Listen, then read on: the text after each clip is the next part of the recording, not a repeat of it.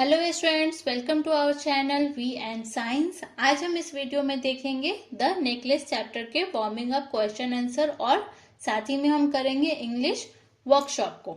Okay,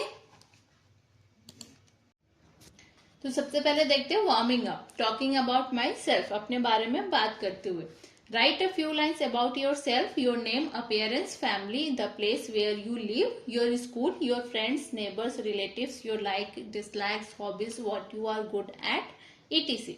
आपको अपने बारे में कुछ लाइंस लिखने हैं, जैसे कि आपका नाम क्या है, आपके फैमिली में कौन कौन से हैं, आप कहाँ पे रहते हो, आपका स्कूल जो है वो कहाँ पे है, कौन सा स्कूल है, आपके दोस्त, पड़ोसी, रिश्तेदार, आपको क्या पसंद है क्या नहीं पसंद है, इन सब के बारे में कुछ लाइंस लिखनी है।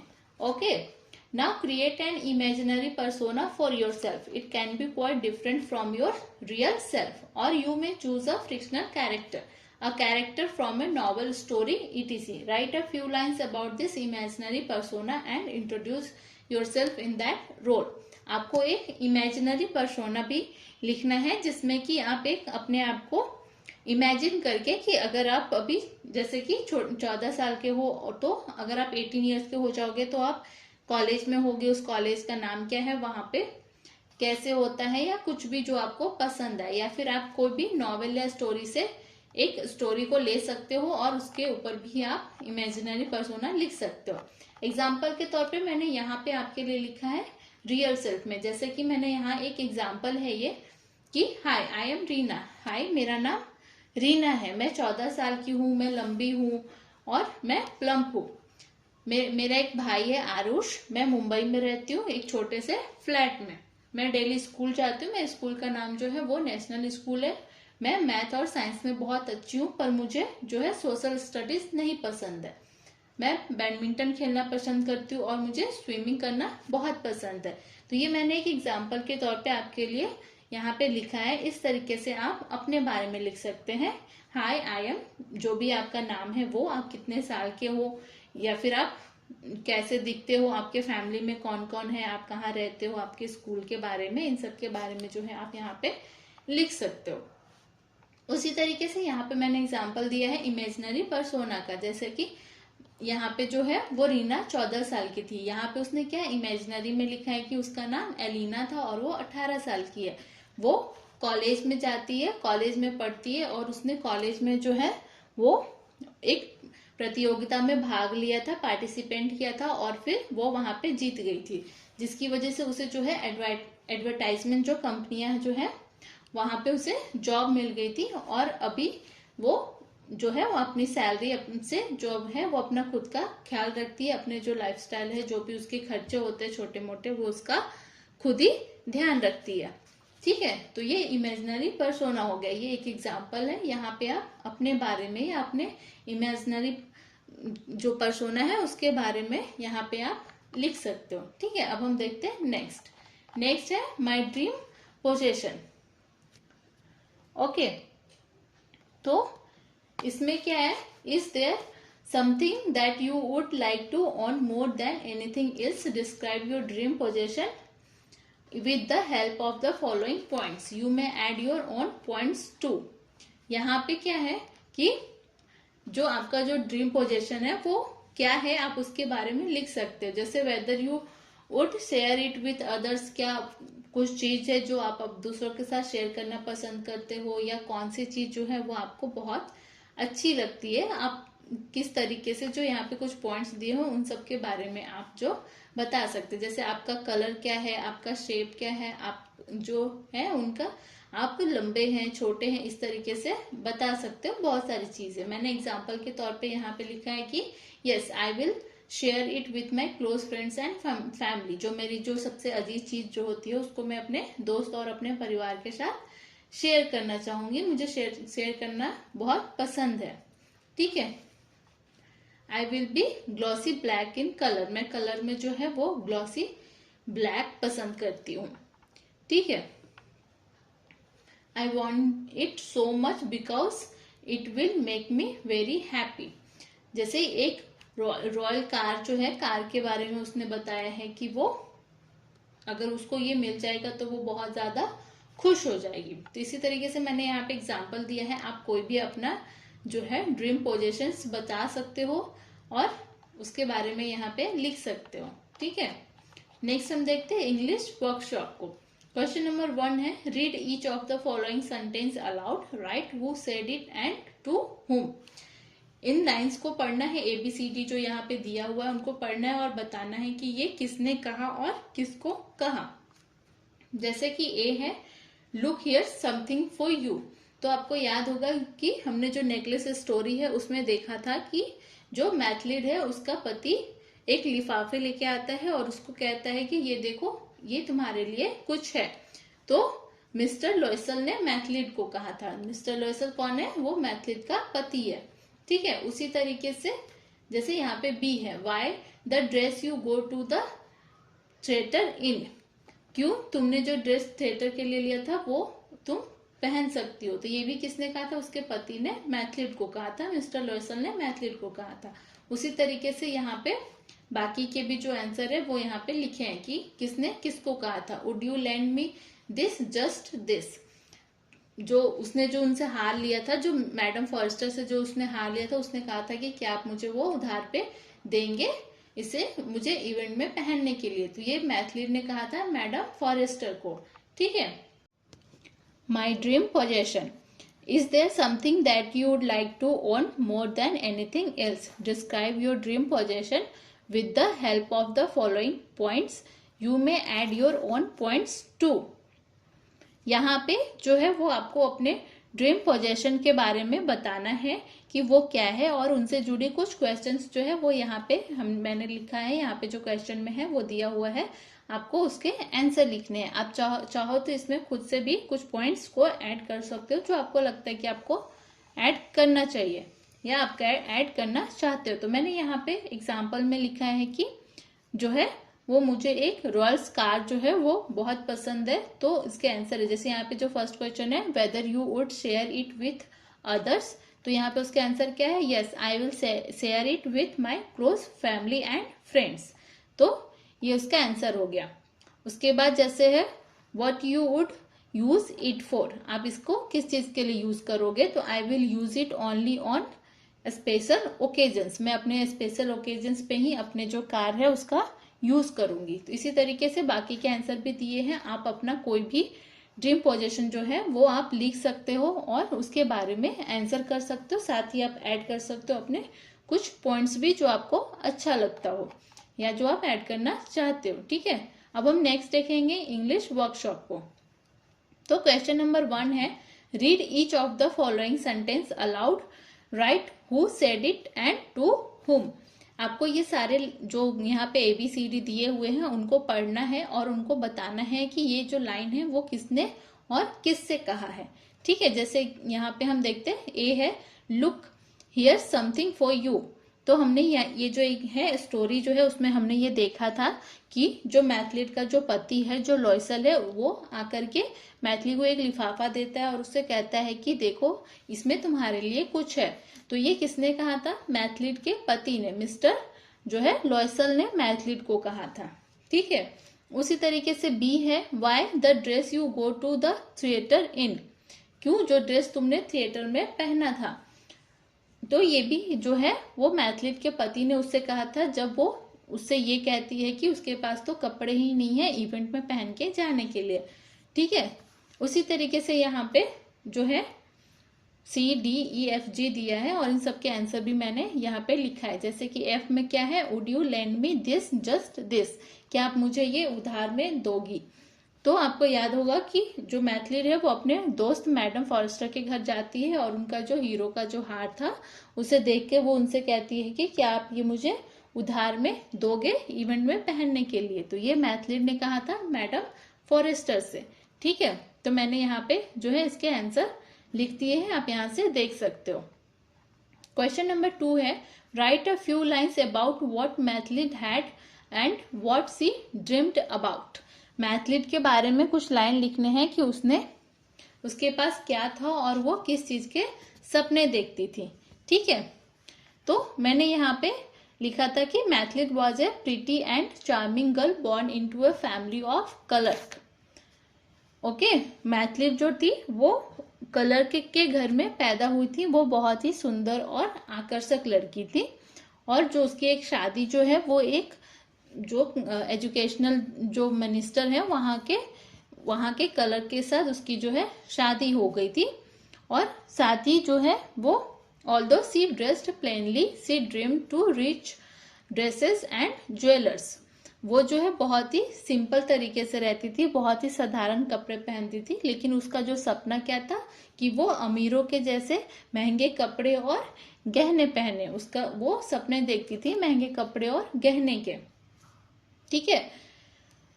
और वो जो है वो हमेशा जो है दूसरों को देख करके वो ईर्ष्या करते रहती थी कि बाकियों के पास बहुत अच्छे गहने और कपड़े हैं और उसके पास नहीं है। उसका जो घर है वो जर्जर का था, वो जर्जर के घर में रहती थी और उसके जो दोस्त है, बट उसका जो सपना क्या था कि उसका जो घर है वो महलों के जैसा हो, जहाँ पे उसके जो दोस्त है उनसे बात करने के लिए उसका एक अलग से रूम हो, ठीक है। तो ये उसका सपना था। अब तो आइए देखते हैं question number 3। Right what you think about the following thoughts and action of Maithili. Maithili के जो थॉट है उसके जो एक्शन है उसके बारे में आप क्या सोचते हो, आपको क्या लगता है, ठीक है। तो जैसे ए है, Mathilde was beautiful and so she wanted to marry an aristocrat. Mathilde जो है वो बहुत ही ज्यादा सुंदर थी और वो एक अमीर इंसान से शादी करना चाहती थी। तो हमें ऐसा लगता है कि जो Mathilde believed her beauty would lead to a marriage with a rich aristocrat. जो मैथिली है उसके वो इतनी सुंदर है कि उसे ऐसा लगता था कि उसे कोई भी अमीर इंसान जो है वो शादी कर लेगा, उसकी सुंदरता की वजह से उससे कोई भी अमीर इंसान शादी कर लेगा। उसी तरीके से बी है, Mathilde was sad because she did not get any luxuries. Mathilde जो है वो बहुत ज्यादा दुखी थी क्योंकि उसे कोई भी जो है सुख सुविधा जो है जो उसे लगता था कि उसे मिलनी चाहिए उसको नहीं मिल रही थी। तो Mathilde felt entitled to wealth and was unhappy with her modest life. Mathilde जो है वो अपने गरीब होने की वजह से वो बहुत ही उसका जो जीवन है वो बहुत ही ज्यादा साधारण था, जिसकी वजह से वो काफी नाखुश थी। उसे लगता था कि उसे बहुत सारा जो है धन मिलना चाहिए, बहुत सारा सुख सुविधाएं जो है वो उसे मिलनी चाहिए थी, लेकिन वो उसको नहीं मिली, ठीक है। उसी तरीके से जो है CDEFGH ये दिए हुए हैं और मैंने इसके आंसर जो है वो आपके लिए बनाया है, ओके। तो आप ओके, क्वेश्चन नंबर 4 देखते हैं। Prepare a formal invitation using the following format. यहाँ पे एक फॉर्मेट दिया हुआ है जिसको आपको यूज करके एक फॉर्मल इन्विटेशन बनाया है, तो ये मैंने आपके लिए बना दिया है, ठीक है। अब हम नेक्स्ट देखते हैं question number 5। Read the following, the necklace and error, all these things, another women, one evening, her husband. In all this phase we see some words used before the noun. They specify or make it clear what noun we are talking about. These words that are used at the beginning of a noun phrase are known as determiner. Determiner, ठीक है। Determiners include articles a and the, possessive pronoun my, our, your, her, etc. Demonstrative would, like, this, that. Quantifiers many, much, etc. And numerals etc. ठीक है। तो इन सबको जो है वो आपको बताना है कि ये कौन से आर्टिकल्स हैं, कौन से न्यूमरल्स हैं, कौन से क्वालिफायर्स है, इन सबके को अलग अलग लिखना है, ठीक है। तो मैंने यहाँ पे जो है उसके आंसर बनाया है। आर्टिकल्स में द नेकलेस आता है, अ बुक है एंड एप्पल आता है। उसी तरीके से पॉजेसिव प्रोनाउन में है my bag, her dress, our house, okay. उसी तरीके से नेक्स्ट है डेमोन्स्ट्रेटिव, उसमें this car, that tree, this flowers. Qualifiers में है many friends, some cookies, few options. Numeral में है 2 cats, 5 बुक्स, 10 एप्पल्स, ठीक है। तो ये मैंने अलग अलग जो है वो करके लिख दिया है। अब हम देखते हैं इंग्लिश वर्कशॉप को। क्वेश्चन नंबर 1 है कंप्लीट द फॉलोइंग टेबल। यहाँ पे जो वो लाइंस दिए हुए हैं जिसके लिए जो किसने कहा, किससे कहा और कब कहा आपको बताना है। जैसे आई touched it in the hall at the ministry. जो मैथलीड है उसने बताया था कि उसने जो हार को है वो लास्ट टाइम उसने मिनिस्ट्री हॉल में जहाँ पे इवेंट हो रहा था वहां पे उसने अपने हार को टच किया था। तो ये किसने कहा? मैथलीड ने। किससे कहा? अपने पति लोएसल से। ठीक है, कब कहा था? When she realise that necklace was missing. जब वो घर आई और उसने खुद को मिरर में देखा था और वो नेकलेस जब उसके गले में नहीं था तो उसने ये बात अपने पति को बताई थी कि उसने लास्ट जो है वो हॉल में, इवेंट के हॉल में उसने अपना जो नेकलेस है वो चेक किया था। ठीक है, उसके बाद जो बी है, it will give us time to look sub more. हमें थोड़ा सा टाइम चाहिए उसको देखने के लिए। ठीक है, तो ये किसने कहा था? ये मिस्टर लोएसल ने कहा था मैथलीड को। कब कहा था? The next evening when they couldn't find it. उसने नेक्स्ट शाम जो है वो बताया था, अपने पत्नी को कहा था कि अपने दोस्त को बोल दो कि हम वो जो नेकलेस है वो थोड़ा सा टूट गया है और वो वापस करने के लिए उसे थोड़ा सा टाइम चाहिए। ठीक है, तो इसी तरीके से जो है मैंने यहाँ पे बाकी सबके आंसर्स भी लिख दिए हैं कि किसने किससे कहा और कब कहा था। तो आप यहाँ से जो है बाकी के आंसर भी आप देख सकते हो। ओके, अब हम देखते हैं नेक्स्ट क्वेश्चन। नेक्स्ट क्वेश्चन है write what you think about the following thoughts and action of Mathilde. Mathilde के जो थॉट और एक्शन के बारे में आप क्या सोचते हो? जैसे कि ए है, Mathilde despaired over the loss of her necklace. Mathilde जो है वो नेकलेस के खो जाने की वजह से बहुत ही ज्यादा डिस्पेयर थी, वो बहुत ही ज्यादा उदास थी। ठीक है, तो इसका आंसर क्या है? This was a natural reaction as she lost something valuable and had to replace it. ये जो है वो उसका स्वाभाविक प्रतिक्रिया था, उसका जो नेचुरल रिएक्शन जो होना चाहिए था वो उसका वही रिएक्शन था, क्योंकि उसने जो है बहुत ही मूल्यवान चीज, बहुत ही एक्सपेंसिव चीज जो है वो खो दी थी, जिससे उसे ऐसा जो है ऐसा फील हो रहा था, क्योंकि उसको उसे लौटाना था। बी जो है, Mathilde wrote a note to her friend as dedicated by her husband.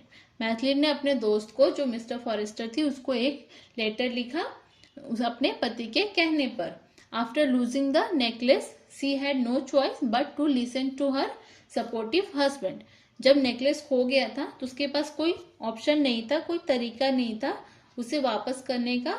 तो उसके पति ने जो उसको सुझाव दिया, जो आइडिया दिया था उसके दोस्त को बताने के लिए, कहने के लिए, उसने उसी चीज को माना और उसने अपने दोस्त को जो है एक लेटर लिखा। तो सी है, Mathilde and her husband decided to replace the necklace. Mathilde और उसके पति ने डिसाइड किया कि वो उसी के जैसा सेम दूसरा हार खरीद के उसको वापस करेंगे। ओके, तो this was a responsible decision as Mathilde was accountable for the necklace. ये बहुत ही रिस्पॉन्सिबल वाला डिसीजन था, क्योंकि मैथलीड जो है वो जिम्मेदार थी उसके हार के खोने का। ठीक है, और उसी तरीके से आप यहाँ पे D E F G H जो है वो कर सकते हैं। तो आप ये खुद से करेंगे, मैंने यहाँ पे इसके आंसर जो है वो लिख दिए हैं। ठीक है, क्वेश्चन नंबर 3 देखते हैं।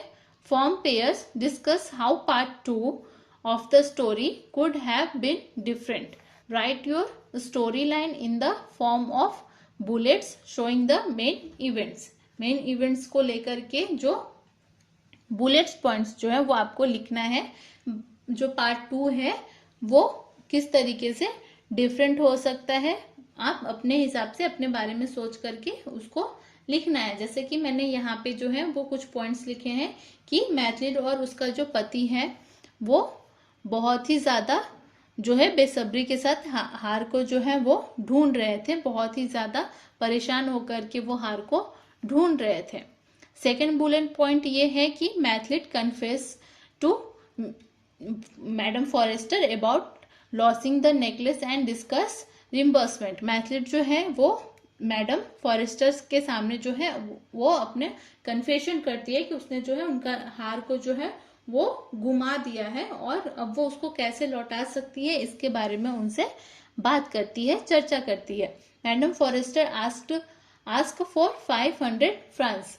मैडम फॉरेस्टर जो है वो उससे 500 फ्रांस जो है वो मांगती है, वो उससे मांग सकती थी। द लॉशल्स मैनेज टू पे but it's difficult for them. जो लॉसेस है वो भुगतान करने का प्रबंध करता है, लेकिन ये उसके लिए बहुत ही ज्यादा जो है वो मुश्किल हो जाता है। Maithili learn A valuable lesson about materialism और कंटेंटमेंट। ठीक है, मैथिली जो है वो बहुत ही ज्यादा उसको इस चीज का एहसास होता है कि जो आपके पास जो जीवन में है वही आपके लिए बहुत ज्यादा मूल्यवान है। आपको अधिक की चाह जो है वो नहीं रखनी चाहिए, उससे आप मुसीबत में जो है वो पड़ सकते हैं। ठीक है, अब हम देखते हैं question number 4। Imagine what must have happened after Mathilde friends discovered that the diamonds were real. Do you think she would return the necklace to Mathilde? Would that make Mathilde happy? आप सोचिए कि जब ये बात जो madam forester उनको पता चली कि उनके पास जो डायमंड का हार है वो नकली नहीं है बल्कि असली हार है, तो क्या वो आपको ऐसा लगता है कि वो उसको वापस कर देगी मैथलीट को, और जिससे कि मैथलीट जो है वो बहुत ज्यादा खुश हो जाएगी। ठीक है, तो इसका जो आंसर है वो मैंने यहाँ पे लिखा है कि मुझे विश्वास है कि जो मैडम है वो मैडम फॉरेस्टर जो है वो उस नेकलेस को मैथलीट को वापस कर देंगी, और क्योंकि उनको इस बात का पता चला कि उसके जो मैथलीट है और उसके पति ने बहुत ही ज्यादा इसकी वजह से स्ट्रगल किए हैं, बहुत ही ज्यादा उन्होंने मेहनत की थी अपने जो है डेट को चुकाने के लिए, अपने जो कर्ज है उसको चुकाने के लिए। तो और वो उसके जो दयालुता का ये कार्य है उसको बहुत ही ज्यादा जो है उसको बुरा लगेगा अगर वो ऐसा नहीं करेगी। विशेष रूप से मैथलीट द्वारा जो 10 वर्षों तक जो उसने कठिनाई झेला है उसके बारे में वो उस बात को जो है वो ध्यान में रखते हुए वो उसको मैडम फॉरेस्टर को वो हार जो है वो वापस कर देनी चाहिए। हालांकि मैथलीट ने जीवन में छोटी छोटी चीजों की सराहना जो है करके बहुत कुछ सीख लिया है, लेकिन उसे हार जो है अगर वो उसे वापस करेगी तो जो मैथलीट का जो जीवन है वो थोड़ा सा सुधर जाएगा और मैथलीट भी थोड़ी सी खुश हो जाएगी। तो मेरे ख्याल से मैडम फॉरेस्टर को वो हार को जो है वापस कर देना चाहिए। ठीक है, क्वेश्चन नंबर 5 है discuss the following and right about each in your own words in 5 to 6 line. 5 से 6 लाइन में आपको जो है वो डिस्कस करके इन सारे लाइंस के बारे में लिखना है। जैसे कि ए है what you do if something like this happen to you. अगर आपके साथ ऐसा कुछ होता है तो आप क्या करेंगे? ठीक है, if I lost something valuable I would be honest about it and inform the owner. I would offer to replace it as being truthful helps avoid confusion and maintain trust. मैं जो है वो अगर मेरे से अगर इस तरीके की कोई वैल्यूएबल चीज खो जाती है तो मैं इसके बारे में बहुत ही ईमानदारी के साथ जो है उसका जो मालिक है उसको बता दूंगा, और मैं इसके बदले में उनके लिए क्या कर सकता हूँ, किस तरीके से मैं इसकी जो है भरपाई कर सकता हूँ उसके बारे में उनसे पूछूंगा, और जो है अच्छे तरीके से उनके विश्वास को बनाए रखते हुए मैं जो है उनका जो भी नुकसान हुआ है उसकी भरपाई कर दूंगी। ठीक है, उसी तरीके से बी है what opinion do you form about Mathilde's husband from her story. उसके स्टोरी से जो है वो आपको क्या लगता है कि मैथलीट का जो पति है वो कैसा है। ठीक है, तो हमने जिस तरीके से स्टोरी में देखा कि वो बहुत ही ज्यादा हेल्पफुल है और वो बहुत ही ज्यादा मैथलीट से प्यार करता है, वो मैथलीट की इच्छाओं का जो है वो ध्यान रखता है, और कितने भी कठिन समय अगर जब आया मैथलीट के जीवन में तो वो उसके साथ खड़ा रहा। यहाँ तक कि जब उसने हार को भी खो दिया तब भी वो उसको दोष नहीं दिया, बल्कि उसने कर्ज लिया और उस कर्ज को कड़ी मेहनत के साथ उसने चुकाया। उसने एक आदर्श पति की तरह उसका साथ दिया, और जो मैथलीट है वो बहुत ही लकी है कि उसके लाइफ में जो है जो उसका पति है वो आया। सी है which events in the story part 1 and part 2 changed Mathilde life. Mathilde का जो जीवन है वो पार्ट 1 और पार्ट 2 दोनों स्टोरी को मिला के उसने किस तरीके से मैथलीट का जो जीवन है वो बदल दिया। तो हमने यहाँ पे देखा था कि मैथलीट का जो जीवन है वो बदला, क्योंकि वो जो पार्ट 1 स्टोरी में है वो एक छोटे परिवार में में पैदा हुई थी, एक कलर के घर में शादी पैदा हुई थी और उसकी शादी जो है वो एजुकेशन मिनिस्ट्री के एक कलर के साथ हुआ था, जहाँ पे उसको एक जो उसके पति को है वो एक पार्टी में आमंत्रण मिला था, पार्टी में जाने के लिए उसको एक निमंत्रण मिला था जिससे वो कबूल करने का फैसला किया था। लेकिन जो उसकी पत्नी है वो बहुत ही ज्यादा दुखी थी क्योंकि उसके पास पहनने के लिए कुछ भी नहीं था। तो इसी इवेंट की वजह से जो है उसने एक हार लिया और जो हार उसने गुम कर दिया और उसको फिर काफी ज्यादा जो है कर्ज लेना पड़ा और उसे चुकाने के लिए बहुत मेहनत करनी पड़ी। तो यही एक वजह थी जिसकी वजह से उसका जो जीवन है वो पूरी तरीके से बदल गया था।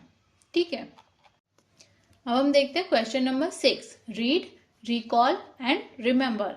Read the table of verb form given below. यहाँ पे जो है वो बेस वर्ड्स जो दिए हैं जैसे गिव, ड्रॉ, ईट, सो, टेक, से, कम, गो। अब इनका जो है वो सिंपल प्रेजेंट में है, उसको हम उसमें क्या करते हैं, हम एस लगाते हैं, जैसे gives, draws, eats, shows, takes, says, comes, goes. ठीक है, उसी तरीके से जो पास्ट टेंस होता है, सिंपल पास्ट टेंस होता है, उसमें क्या होता है कि हम ईडी भी लगाते हैं और उसका एक अलग फॉर्म भी होता है। जैसे यहाँ पे गिव का गेव, ड्रॉ का ड्रू एट और सोड, टुक, सेड, केम, वेंट। गो का क्या हो गया, वेंट। ठीक है, ओके। यहाँ पे एक छोटा सा मिस्टेक है, इट का एट होगा जो किसके साथ आ गया है, ये इट का है। इट का इट्स होता है एस फॉर्म जब हम लगाते हैं प्रेजेंट टेंस में, और पास्ट टेंस में एट होता है, ATE। ठीक है, सो का यहाँ पे शोड होता है, टेक का टुक होता है, से का सेड होता है, कम का केम होता है, गो का वेंट होता है। ठीक है, तो आप ये यहाँ पर देख सकते हो। उसके बाद जो है प्रेजेंट पार्टिसिपल जो होता है, प्रेजेंट कंटिन्यूअस टेंस होता है, इसमें क्या होता है, ING लगता है। जैसे गिव का गिविंग, ड्रॉ का ड्रॉइंग, ईट का ईटिंग, शो का शोइंग, टेक का टेकिंग, और से जो है यहाँ पे सेइंग होगा, कम का कमिंग होगा, गो का गोइंग होगा। ठीक है, उसके बाद पास्ट कंटिन्यूअस में क्या होता है, उसमें EN लगता है, जैसे गिव का गिवन, उसके बाद ड्रॉ का ड्रॉन, ईट का ईटन, शो का शोन, टेक का टेकन, से का सेड, कम का कम एंड गो का गोन। ठीक है, कुछ कुछ चीजें ऐसी होती है जो कि चेंज नहीं होती है और उनमें जो है वाज और वेयर का भी यूज होता है, तो हम वो देख सकते हैं। ठीक है, उसी तरीके से यहाँ पे बताया गया है कि थर्ड पर्सन के साथ जो है प्रेजेंट टेंस में हम सिंपल प्रेजेंट में एस लगाते हैं, पास्ट टेंस में हम ईडी का यूज करते हैं, और प्रेजेंट पार्टिसिपल यानी कि कंटिन्यूअस एक्शन में हम ING का यूज करते हैं। उसी तरीके से पास्ट कंटिन्यूअस फॉर्म में जो है हैव का यूज करते हैं, वो एक्शन को जो है वो कंप्लीट दिखाता है। जैसे कि आई हैव ईटन, मैंने खाना खा लिया। दे हैव केम, कम जो है वो लोग आ गए हैं। ठीक है, इसी तरीके से अभी हमें यहाँ पे जो है वो क्या करना है, make a table of verb form for your और रेफरेंस। आपको अपने से खुद से जो है वो अल्फाबेट ऑर्डर में आपको एक वर्ड्स जो है वो कलेक्ट करने हैं और उनके जो है सारे फॉर्म को रेडी करना है, और check your words to see whether you have use the correct verb form और नॉट। आपको जो है अपने वर्ड्स को चेक करना है कि आपने उसका जो है वर्ब फॉर्म वो करेक्ट यूज किया है या नहीं किया है। तो मैंने यहाँ पे आपके लिए बनाया, जैसे कि बेस में arrive, ask, bake, call, cry, drop, plan, run, stop, swim, इन सब का एस लगाते हैं। तो हम यहाँ पे क्या लगाएंगे, arrives, ask, bakes, calls, cries, drops, planes, runs, stops, swims. ठीक है, उसी तरीके से पास्ट टेंस है तो क्या लगेगा, ईडी लग जाएगा। तो क्या हो जाएगा, arrived, asked, baked, called, cried, dropped, planned, ran, stopped and swam. कुछ कुछ वर्ड्स जो है वो अपने आप में चेंज हो जाते हैं, उसमें ईडी नहीं लगता, उनका एक अलग ही फॉर्म बनता है। ठीक है, तो प्रेजेंट पार्टिसिपल में हम देखेंगे आईएनजी लगता है, तो हम इसमें क्या लिखेंगे, arriving, asking, baking, calling, crying, dropping, planning, running, stopping, swimming. ठीक है। उसी तरीके से पास्ट पार्टिसिपल में क्या होता है, ED, arrived, asked, baked, called, cried, dropped, planned, run, stopped and swim. तो ये जो है यहाँ पे मैंने आपके लिए आंसर बनाया है। उसी तरीके से बी में है, list at least 10 verbs the last letter of which is doubled in the present participle. For example put, putting. तो हमको जो है 10 वर्ब को लेना है और उसमें जो है प्रेजेंट पार्टिसिपल यूज करना है, यानी कि यहाँ पे क्या है, प्रेजेंट पार्टिसिपल में आईएनजी का यूज किया गया है, तो हमको यहाँ पे आईएनजी का यूज करना है। जैसे कि पुट का पुटिंग है, उसी तरीके से। तो मैंने यहाँ पे 10 सेंटेंस जो है, वर्ड्स जो है वो आपके लिए लिया है और उसको जो है प्रेजेंट पार्टिसिपल में चेंज किया है। आप चाहे तो खुद से भी वर्ड्स जो है वो ढूंढ सकते हैं, खुद से देख करके लिख सकते हैं और फिर उनको इस तरीके के फॉर्म में, प्रेजेंट पार्टिसिपल के फॉर्म में बना सकते हैं। ठीक है। उसी तरीके से हमें 10 वर्ड्स लेने हैं जिसको हमें पास्ट पार्टिसिपल के फॉर्म में लिखना है। जैसे राइट का रिटेन, ईएन लगता है, तो उसी तरीके से। तो मैंने 10 यहाँ पे आपके लिए बनाया है। उसी तरीके से जो है हमें वो पास्ट टेंस में 10 वर्ब को है लिखना है और उसको पास्ट टेंस में जो है कन्वर्ट करना है। ठीक है। तो यहाँ पे मैंने वो भी आपके लिए लिखा है। क्वेश्चन नंबर 7 है, the gift of the magi by O Henry. ये जो है पोयम है वो आपको खुद से करना है, आपको अपने क्लासरूम में जो है ये आप खुद से करेंगे। ठीक है। ओके। तो स्टूडेंट्स, आज हमने इस वीडियो में देखा द नेकलेस चैप्टर का वार्मिंग अप, क्वेश्चन आंसर और साथ ही हमने कंप्लीट किया इंग्लिश वर्कशॉप को। ओके। तो स्टूडेंट्स, अगर आप हमारे चैनल पे नए हैं तो हमारे चैनल को सब्सक्राइब जरूर करें। अगर आपको मेरी ये वीडियो अच्छे से समझ में आ गई है तो इसे लाइक करें और अपने दोस्तों के साथ शेयर करें। कमेंट करके अपने व्यूज जरूर बताएं। साथ ही आप हमसे कोई भी सवाल पूछ सकते हैं। अब हम मिलते हैं अपने नेक्स्ट वीडियो में। तब तक के लिए टेक केयर, बाय।